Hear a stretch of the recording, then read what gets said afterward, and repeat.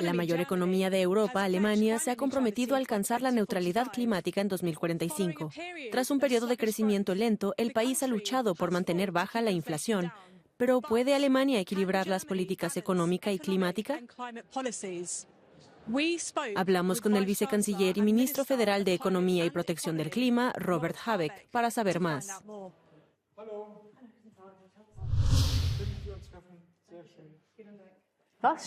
¿Qué se juega Alemania en las elecciones europeas de junio? Para Alemania es importante que Europa se comprometa a ser Europa, que crezcamos juntos. El mercado interior es sumamente importante para la economía alemana. A ello se añade ahora el mercado interior de la energía que se ha creado en los últimos años. Esta es la perspectiva alemana como país económico y energético en Europa. Como europeo debo decir que es sumamente importante que Europa se convierta en una entidad política perceptible. En estos momentos, la confrontación mundial se está produciendo entre Rusia, Estados Unidos y China. No es seguro que Europa tenga un papel ahí. Si nos dividimos, si no actuamos unidos, las grandes decisiones geopolíticas se tomarán por encima de nosotros. Dado que Europa es fundamentalmente un continente de democracia liberal, las decisiones se tomarán en contra o al menos sin tener en cuenta nuestros valores. Por lo tanto, los aspectos económicos de política energética, de política climática, son todos correctos e importantes. Pero en última instancia se trata de mantener fuerte a Europa como unión de democracias liberales en la comunidad mundial. El futuro del mundo no se decidirá en la competencia entre Alemania y Francia, o Dinamarca y Países Bajos, o Suecia y Finlandia.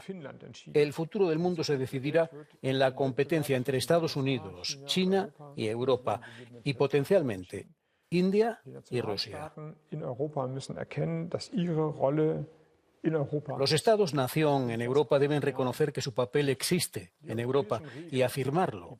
Y las normas europeas, las subvenciones, los reglamentos de apoyo económico, los procedimientos de aprobación, la política exterior, también la capacidad, por difícil que me resulte decirlo, de una industria armamentística europea. Debemos afrontar esta realidad y si entendemos Europa como una alianza laxa de 27 Estados y no la dotamos de finalidad diciendo que la integración europea debe continuar, entonces no seremos competitivos globalmente. Alemania se enfrenta a una crisis económica y el poder adquisitivo de los ciudadanos ha disminuido. ¿Cómo salir de esta situación? En el caso de Alemania hay que decir que el país se ha visto especialmente afectado por dos razones. Teníamos una gran dependencia de la energía rusa, más del 50% del gas, el 55% del carbón, pero también del petróleo. Todo procedía de Rusia. Por eso no es de extrañar que la economía alemana se haya visto especialmente afectada. Hemos tenido que renegociar todos sus contratos. Eso ha sido diferente en España o el Reino Unido o Dinamarca. Y Alemania es un país orientado a la exportación. Así que dependemos del mercado mundial y la economía mundial está débil. China también tiene problemas económicos. Eso afecta a Alemania mucho más que a otros países. Ahora hemos reducido los precios de la energía, la inflación está bajando, los tipos de interés volverán a bajar pronto y entonces se reanudará la inversión y la economía mundial volverá a repuntar. Y entonces el país habrá superado este periodo de debilidad. ¿Cómo afrontar la escasez de mano de obra en Alemania? En primer lugar, necesitamos la inmigración. No se trata en absoluto de una idea nueva, pero durante demasiado tiempo los partidos políticos conservadores han dicho no necesitamos nada de eso. En segundo lugar, necesitamos integrar mejor a los potenciales, a la gente que ya está aquí en el mercado laboral. Esto afecta sobre todo a los jóvenes que no tienen cualificación profesional o carecen de ella. Tiene que ver con el sistema educativo, con el sistema de formación continua. Para ponerlo en cifras, entre los 20 y los 35 años hay 2,6 millones de alemanes que no tienen cualificación profesional. Y esto es un problema político. No se trata de un problema individual en el que se dice tienes que esforzarte más. Demasiadas personas se quedan fuera porque pueden tener dislexia o problemas con las matemáticas, pero aún así pueden ser buenos artesanos o tener talento para la enfermería. Lo mismo ocurre con la participación de las mujeres en el mercado laboral. En los países de habla alemana, Suiza, Austria, Alemania, es peor que la media europea, mucho peor que en Escandinavia. Sigue faltando infraestructura de guarderías para poder conciliar familia y trabajo. También es una tarea política. Y en tercer lugar, yo diría que en una sociedad que envejece necesitamos trabajar más tiempo. Los que quieran trabajar más tiempo deben poder hacerlo. El gasto militar en Europa ha aumentado considerablemente.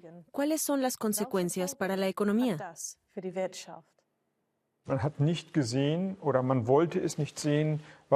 O no lo vimos o no quisimos ver lo que Putin está haciendo, la fuerza con la que está construyendo sus ejércitos allí. No me gusta gastar dinero en ejércitos y armamento. Sería mejor usarlo para educación, investigación, para formación continua, para protección del clima, para criterios de sostenibilidad, pero tenemos que hacerlo. El tiempo en que no queríamos hacerlo se acabó. Por lo tanto, tenemos que aumentar el gasto militar para poder protegernos, también para poder darnos nuestra propia garantía de protección europea. No solo ver a los estadounidenses como garantes, sino que tenemos que ser más capaces de defendernos. El gasto militar ha aumentado en los 2 últimos años porque hemos apoyado mucho a Ucrania. En mi opinión, hay que estabilizarlos para el mantenimiento del ejército europeo, y al menos el alemán, para poder hacer nuestra parte. Según un informe de la Agencia Europea de Medio Ambiente, la UE no está preparada para el cambio climático y las olas de calor. ¿Qué piensa hacer para cambiar esta situación?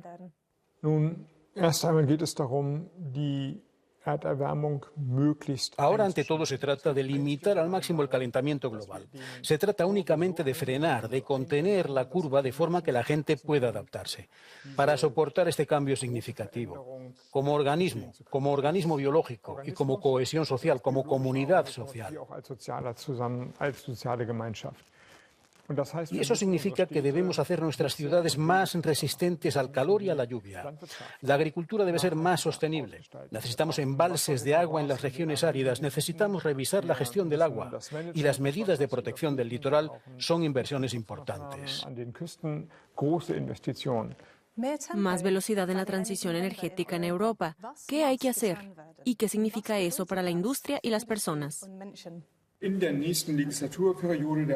el próximo mandato de la Comisión Europea tiene que haber menos burocracia en la expansión de las energías renovables. Nos estamos complicando la vida innecesariamente en algunos aspectos. En el caso de la Directiva de Energías Renovables, no sé si todo eso tiene que estar tan meticulosa y extensamente regulado. Si realmente queremos progresar, tenemos que ser más pragmáticos y menos burocráticos. Vielen Dank. Vielen Dank. Vielen Dank. Viel Erfolg mit den Interviews. Dankeschön.